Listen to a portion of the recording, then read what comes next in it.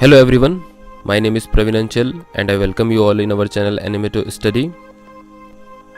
Today we will discuss about NCERT class 9th History lesson 3 Nazism and the rise of Hitler.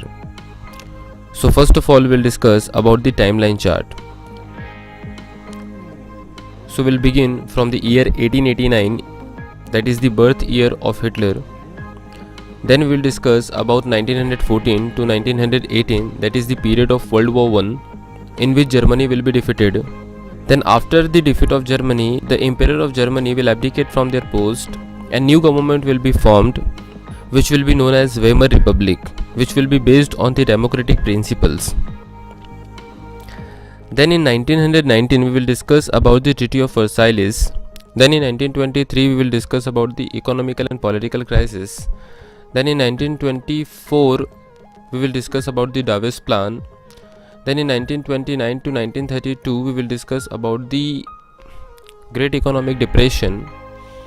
Then from year 1933 to 1939 we will discuss about the Hitler as a leader and his policies.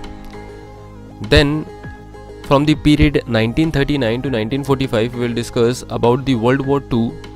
Then in 30th of April 1945 Hitler will commit suicide, and in May 1945 World War II will end. So this is the complete timeline chart. Apart from this timeline chart we will also discuss about the Nazi party and its ideology. So this is all about the timeline chart.